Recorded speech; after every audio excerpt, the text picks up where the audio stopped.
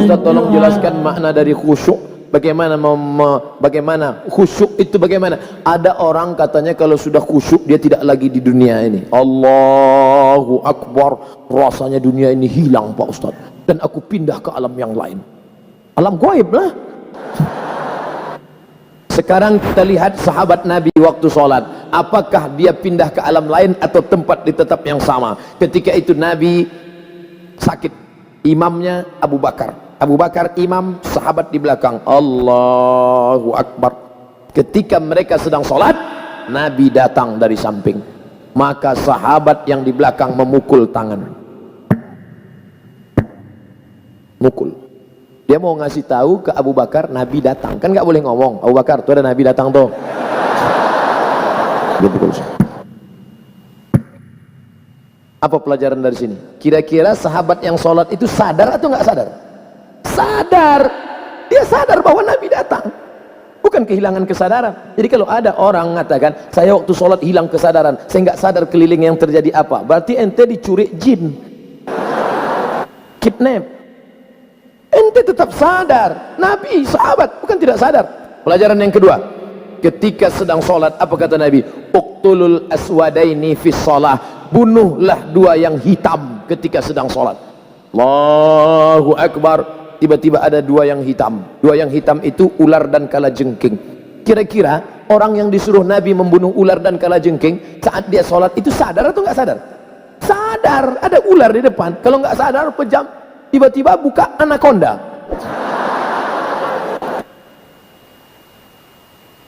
Tiga, ketika sedang sholat tidak ada orang boleh lewat di depan. Kalau ada orang yang lewat depan, ginikan tangan.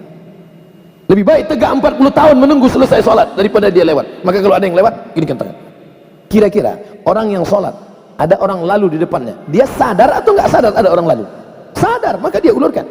Kalau dia ngaji, dia paham, ini berhenti. Tapi kalau ini yang nggak ngerti, begitu kita ulurkan, sehat Ustaz. Siapa yang ngajak salaman? Orang lurus kok. Kesimpulannya, bahwa orang yang sedang sholat itu sadar. Hanya saja dia pikirannya tidak kemana-mana. Bagaimana cara khusyuk itu Pak Ustaz? 5 langkah kata Syekh Ali Tontowi. Yang pertama, dari mulai mendengar azan jangan ngomong. Allahu Akbar, Allahu Akbar, Allahu Akbar, Allahu Akbar, hayya 'alas salah,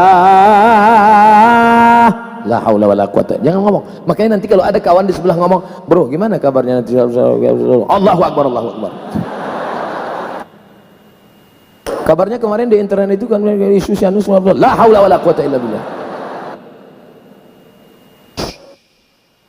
Nah, lalu kemudian tutup dengan doa wasilah. Allahumma rabb hadhihi da'wati tammati wa salatil qa'imah ati sayyidina Muhammadan al-wasiyatul fadilah wa syarafa daratul aliyatir rafi'ah wa ba'athu Allahumma maqama mahmudan alladhi wa'adta innaka la tukhliful mi'ad. 2, ketika berwudu enggak boleh ngobrol. Ambil air, yang ngobrol. Ini saya lihat banyak yang sedang ambil wudu ngobrol. Kan gua udah ngomong kemarin. Jangan, tapi lu nggak peduli sih.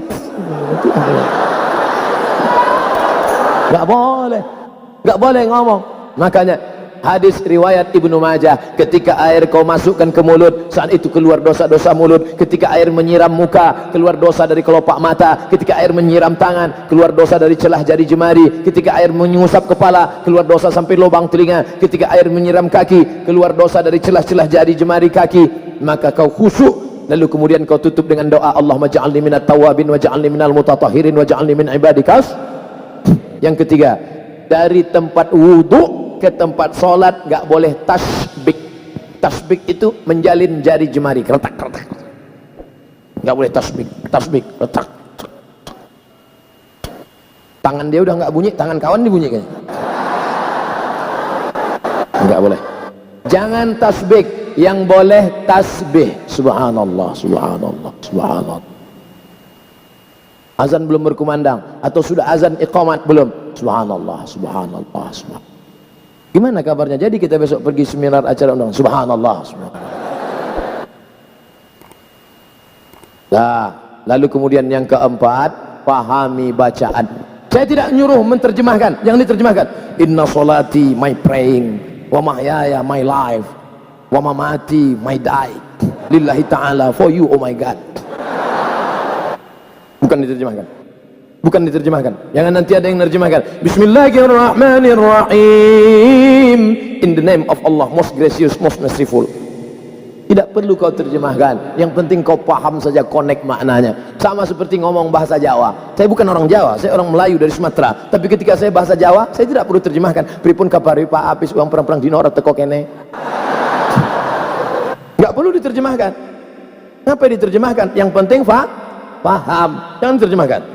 Allahu akbar kabira walhamdulillahi katsira wa subhanallahi bukratan wa asila wajjahtu wajhiya lilladzi fatara as-samawati wal arda hanifan musliman wa ma ana minal musyrikin inna salati. Mata melihat tempat sujud. Makanya jangan mata, apalagi di masjid ini, mata kalau jahatan, wah keramik, wah ini mahal ini, wah berapa ini. Apalagi nanti sholat zuhur, ini belum dibuka, melihat, wah Ustadz somat sama Ustadz, wah ada pahit tren. Oleh sebab itu maka ini bahaya, makanya mata biar sana. Makanya kalau sholat ke masjid jangan pakai baju yang ada tulisan-tulisan. Ini sudah terlambat datang hari Jumat, khotib naik pakai baju tulisan, tulis ini. Emang masalah buat lo? Gimana orang mau sholat? Nah, jangan pakai tulisan. Ibu, kalau pakai mukena jangan yang terlalu rame. Ini mukenanya semua bunga, bunga matahari, bunga kenanga, bunga kemboja, bunga tai ayam, ada semua di sini.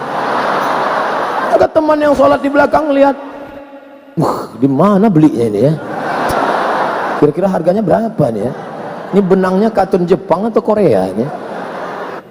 Nah, lalu kemudian di mana sebenarnya letak kata itu di mana? Innal kalama la fil fuadi wa innama ju'ilal lisanu 'alal fuadi dalila. Letak kata-kata itu di dalam hati, tak berbunyi, tak bersuara, tak berhuruf, tak bertinta, tapi kemudian diciptakan lidah untuk mewakili. Konekkan antara lidahmu dengan hatimu. Allah. Makanya dalam mazhab Syafi'i, mulut menyebut Allah, hati mengisi qasad ta'arad ta'yin. Salatnya salat apa? Salat zuhur. Berapa rakaat? 4 rakaat. Jadi imam apa jadi makmum? Jadi makmum. Ada apa qada? Ada. Allahu akbar. Mulutnya menyebut Allahu akbar, tapi hatinya menyatakan ini salat zuhur 4 rakaat, jadi makmum adaan lillahi ta'ala. Allahu akbar. Mulut menyebut bismillah, hati juga konek. Bismillahirrahmanirrahim. Alhamdulillahirabbil alamin. Ar-Rahmanir-Rahim. Makanya Nabi kalau sholat itu mulutnya bergerak. Ya Khabbab, Khabbab. Nabi kalau sholat mulutnya bergerak atau diam saja? Kata Khabbab, Nabi waktu sholat mulutnya bergerak. Dari mana kamu tahu Nabi mulutnya bergerak? Bittirabi lihyatih. Saya lihat jenggotnya bergerak, bergoyang. Ini sekarang ada orang yang sholat mulutnya diam aja.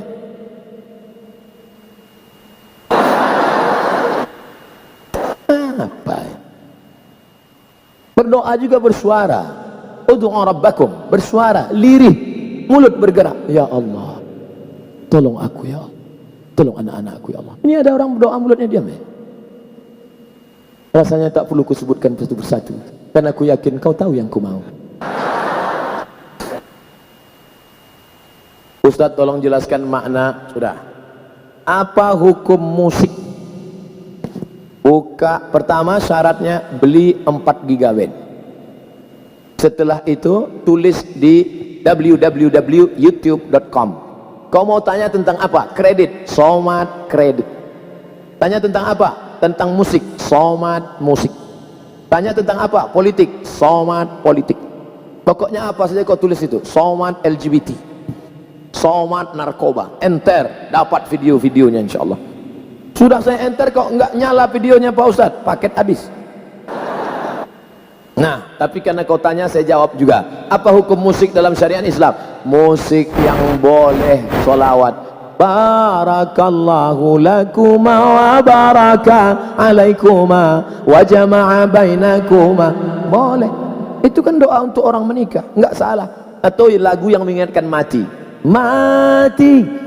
Na, na, na, na, na, na. Untuk yang anak-anak muda. Kalau untuk yang emak-emak, bila Israel datang memanggil, jasad terbujur di pembaringan. Tapi lagu itu jangan dinyanyikan waktu acara pesta nikah. Berikut ini mari kita dengarkan satu lantunan lagu yang disampaikan oleh ibu-ibu dari majelis pengajian. Sekujur tubuh akan menggigil, sekujur badan kan kedinginan. Pengantinnya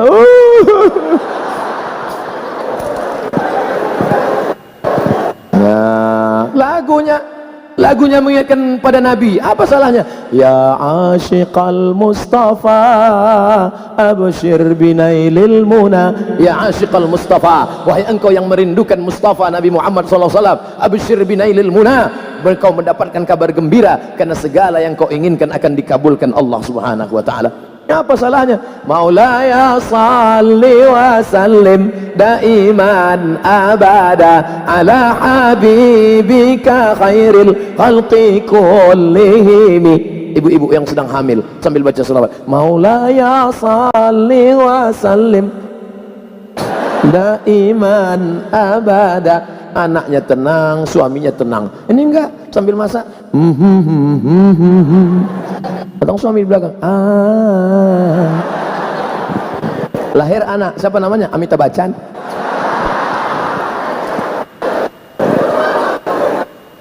Kalau puasa sunnah kan boleh dua niat. Kalau sholat sunnah apakah boleh juga Ustadz dua niat? Niatnya satu saja.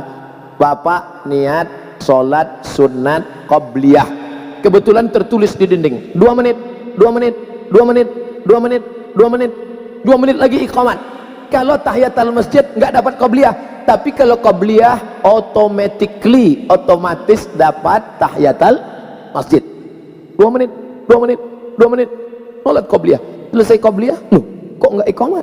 Tanya pengurus, Pak pengurus kok nggak iqamat? Jamnya rusak Pak. Makanya tanya dulu. Bagaimana jika kita menemukan uang? Oh, ini enak ini. Uang itu kita masukkan ke dalam kotak amal langsung tanpa kita umumkan. Namanya luqatah. Luqatah harus diumumkan selama 1 tahun. Kalau selama 1 tahun tidak ada pemiliknya, itu milikmu. Makanya selama setahun itu kau berdoa supaya tidak datang pemiliknya.